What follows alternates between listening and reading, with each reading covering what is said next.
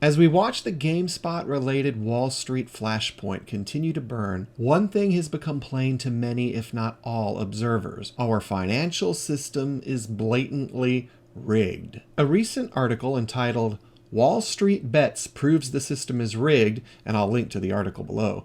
This article sums things up well with observations like, quote, "The new normal means the Fed will print up money to buy the bonds of the world's largest companies. Career politicians or their spouses will make millions buying up call options of those very same companies. The new normal also means that big box stores will get to stay open, while small and independent businesses are declared non-essential and ordered to close indefinitely.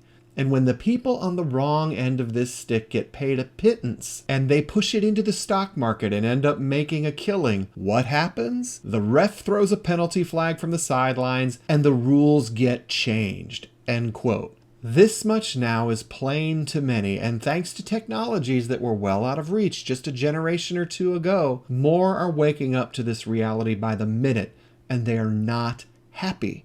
Nor should they be. If they're correct, and the evidence is plain of rank, systematic abuse, and shifting rules aimed at serving elites while devouring peasants, then recent evidence of other systems being fundamentally corrupt to serve the few over the many is a recipe for revolution. And again, I'm just noting here what these perceptions mean. It's been said that perception is everything, and right now the building perception is that our major systems, whether primarily political or economic in nature, are openly rigged against the masses. And whether this is true or not, the perception is there and that perception is growing. The fact that the system's primary response to all of this seems to be to disallow public discussion of said corruption by labeling it as, among other things, hate speech or some similarly Orwellian tag. That approach doesn't reverse the suspicion of systematic abuse or building anger in the masses. It fuels it, and it seems to confirm the suspicion.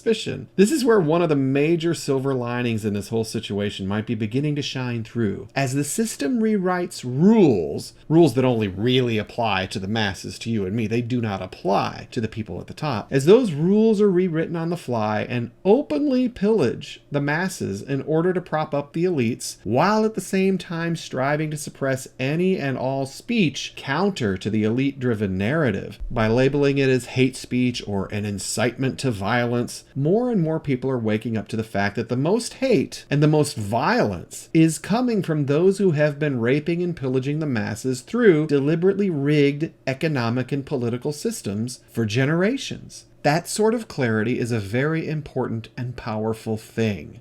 That sort of clarity, the sort of building consensus that we are being systematically abused by liars and thieves who control the levers of power, can and often does result in the powers that be finding themselves thrown off their perch and out of power. This is why the elites are desperate. This is why they're scared. This is why they can't keep doing what they've been doing to us for ages. This is why big changes are coming, whether they like it or not. If you appreciate this perspective and want a daily dose of informed optimism, please subscribe to the channel and visit hellrazerreport.com.